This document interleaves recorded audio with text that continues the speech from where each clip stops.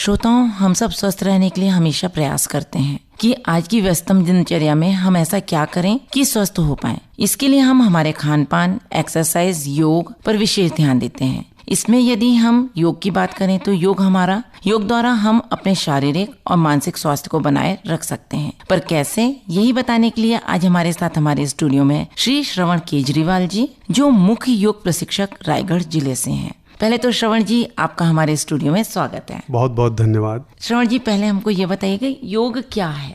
योग का अर्थ एक्चुअल में जोड़ना होता है, मगर क्या चीज को हम जोड़ें, तो उसमें आता है व्यक्ति, समाज और प्रकृति, जीवात्मा और परमात्मा, मन, शरीर और सांसें, इनको जोड़ना ही योग है। आपके कहने का मतलब है कि किसी भी को मन, आत्मा और शरीर को अगर हमने किसी माध्यम से जोड़ दिया, वही योग है। जी, जीवात्मा और परमात्मा को जोड़ना भी योग है। तो योग किस प्रकार हमारे शारीरिक और मानसिक स्वास्थ्य को बनाए रखने में सहायक होता है? जी, योग करने से हमारा शरीर तो स्वस्थ होता ही है, साथ में हमारा मानसिक भी विकास होता है और मन हमारा स्वस्थ रहता है। योग प्रतिदिन प्रति व्यक्ति को अपनी दिनचर्या में शामिल करना चाहिए। योग के 8 अंग हैं जो महर्षि ऋषियों के द्वारा हमें बताए गए हैं। यम, नियम, आसन, प्राणायाम, प्रत्याहार, धारणा, ध्यान, समाधि, ये योग के मूल तत्व हैं। इन्हीं के आधार पे हम योग को हम परिभाषित करते हैं। जी। तो ये किस प्रकार से शारीरिक रूप से हमें स्वस्थ करता है? देखिए, योग और प्राणायाम है, ये शारीरिक रूप से तो मुख्य रूप से हमें स्वस्थ करते ही हैं। इसके बहुत से प्रकार हैं। जैसे हम प्राणायाम करते हैं तो प्राणायाम के माध्यम से हमारे शरीर के जो भी इंटरनल भाग हैं, जो मुख्य भाग हैं, जैसे हमारे फेफड़े हैं, हमारे पैनक्रियाज है, लीवर है, किडनी है, इनके लिए हम करते हैं प्राणायाम। और जब हमारे हाथ हैं, पैर हैं और हमारे शरीर के जो मुख्य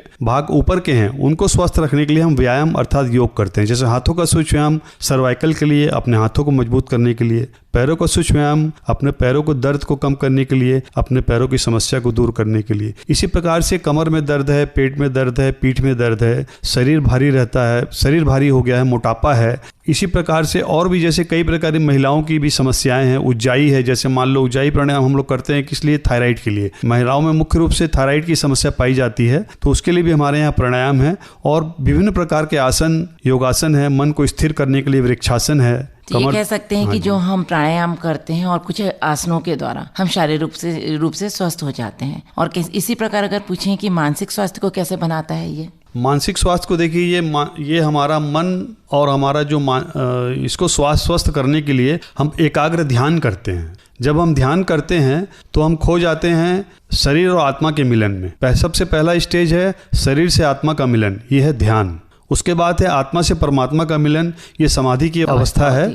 इसमें आने के बाद हमारा जब आत्मा का परमात्मा से मिलन माना जाता है। जब हम ध्यान प्राणायाम करते हैं तो हमारा मस्तिष्क और मन पूरी तरह से स्वस्थ हो जाता है। और जब मन स्वस्थ होता है तो ऑटोमेटिक हमारा मस्तिष्क तो सोचने समझने की शक्ति जो है वो ऑटोमेटिक बढ़ जाती है और मानसिक संतुलन बिल्कुल कायम रहता है। मतलब इस प्रकार आप कह सकते हैं कि योग जो रहता है शारीरिक के साथ साथ हमको मेंटल हेल्थ भी देता है।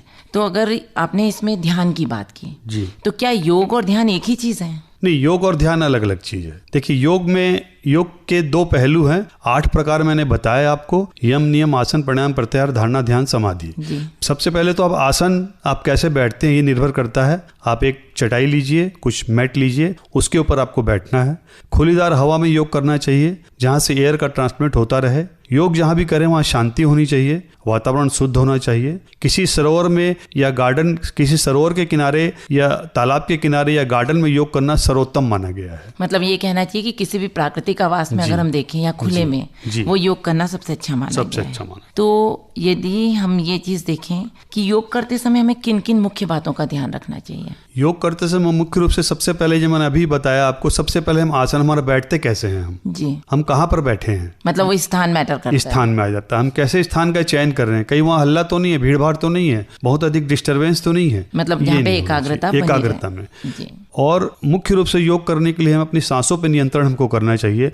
जो व्यक्ति सांसों पर नियंत्रण करते हुए, सांसों का सही ढंग से पालन करते हुए योग करता है, उसे 100% लाभ मिलता है। कहाँ सांस छोड़ना है, कहाँ सांस भरना है, इसका विशेष रूप से हमको ध्यान रखते हुए योग करना चाहिए। मतलब योग में सांस के छोड़ने और लेने के भी एक बहुत बड़ा अपना महत्व है उसका। जी। तो योग भावनात्मक और मानसिक कल्याण कल्याण के लिए योग और ध्यान किस प्रकार सहायक हो सकते हैं? देखिए, हमारे इमोशंस भावनात्मक और जो ध्यान है उसको कंट्रोल करने के लिए, उसको नियंत्रित करने के लिए हमें प्राणायाम करना चाहिए। अगर हम भावात्मक रूप से अगर देखेंगे और बैलेंस के लिए अगर देखेंगे तो सबसे बेस्ट है प्राणायाम, भ्रामरी प्राणायाम, अनुलोम प्राणायाम, जिसके माध्यम से हम अपने गुस्से को, अपने दिमाग को अच्छी तरह से शांत कर सकते हैं, अपने इमोशंस पे कंट्रोल कर सकते हैं। और शशक आसन इसका एक बहुत महत्वपूर्ण आसन है, जिसको करने से हमारा गुस्सा, चिड़चिड़ाहटपन, मन की अशांति पूरे रूप से दूर हो जाती है। मतलब ये कहना चाहिए कि योग हमको भावनात्मक रूप से भी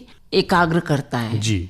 और आजकल तो अंतर्राष्ट्रीय योग दिवस मनाया जाता है, तो ये कब मनाया जाता है? देखिए, अंतर्राष्ट्रीय योग दिवस, विश्व योग दिवस की शुरुआत हुई थी 21 जून 2015 में जी, और इस वर्ष 12वां विश्व योग दिवस मनाया जा रहा है 2026 में। विश्व योग दिवस मनाने का मुख्य उद्देश्य ये है कि हम कितने से कितने ज़्यादा लोगों को इसमें जोड़ सकते हैं। अभी विश्व योग दिवस में हमारे करीब 210 देश एक साथ विश्व योग दिवस मनाते हैं।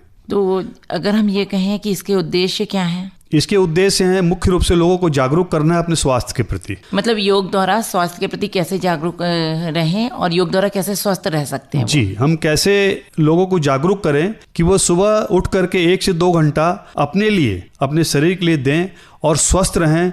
और अनावश्यक का जो ये आदमी जो अभी अब व्यस्ततम दिनचर्या है, उसे निकाल करके मेडिकल का जो अभी समस्या चल रही है मेडिकल की, जिसमें आदमी जो मीडियम वर्ग का व्यक्ति है वो अनावश्यक अपने बजट से बाहर जाकर खर्च करके अपना बजट को बिगाड़ रहा है और स्थिति उसकी खराब हो जाती है, क्योंकि अभी महंगाई इतनी है।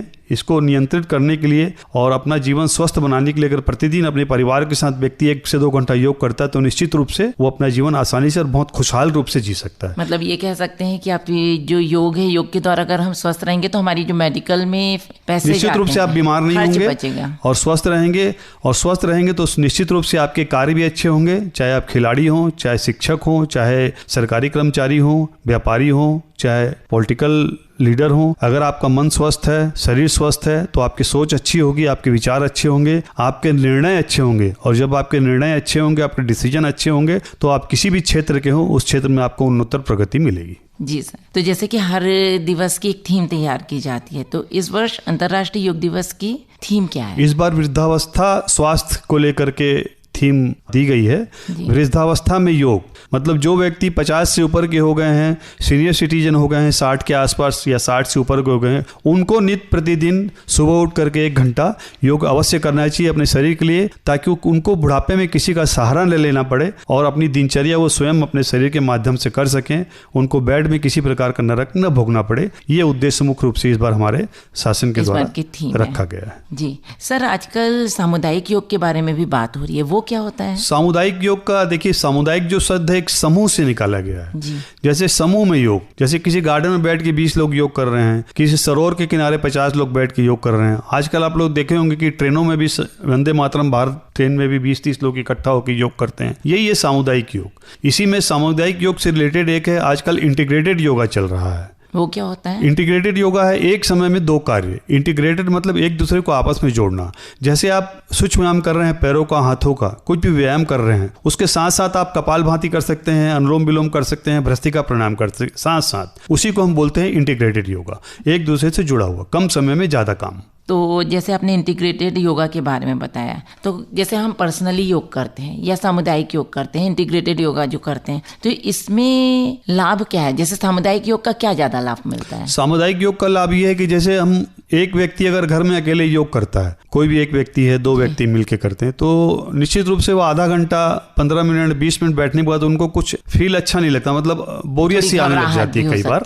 तो समूह में जब हम योग करते हैं तो एक हंसी खुशी का माहौल रहता है, उस माहौल का लाभ मिलता है। और जब समूह में योग करते हैं तो हम किसी सरोवर में, किसी गार्डन में बैठ के करते हैं, तो कुछ हंसी मजाक के भी अवसर आते हैं और एक लगाव सा हो जाता है समूह का आपस में, तो उससे हमारी करने की जो स्टेमिना वो बढ़ जाती है। जी, तो आप हमारे श्रोताओं को क्या संदेश देना चाहेंगे? मैं अपने श्रोताओं को यही संदेश देना चाहूँगा कि चाहे बच्चा हो, जवान हो, बूढ़ा हो, महिला हो, पुरुष हो, देखिए महिलाओं के लिए योग अभी सबसे अत्यधिक आवश्यक है, क्योंकि जितनी भी महिलाएं हैं घर के कामकाज में बहुत व्यस्त रहती हैं। कुछ महिलाएं जो सर्विस वाली भी हैं, कामकाजी महिलाएं, अपने घर का काम सुबह का निपटा के अपने काम में निकल जाती हैं, उनको समय नहीं मिल पाता है। महिलाओं में सबसे ज़्यादा शिकायत है थायराइड की, मोटापे की, कमर दर्द की, पैरों में दर्द की। इसलिए महिलाओं के ऊपर अभी जिम्मेदारी भी बहुत ज़्यादा है। इसलिए महिलाओं को विशेष रूप से मैं बोलना चाहूँगा कि अनुलोम विलोम और सूक्ष्म व्यायाम का पूरा पैकेज कम से कम 1 घंटा अपने लिए निकालें, सुबह निकालें, शाम को निकालें, जब आपके पास समय हो तब निकालें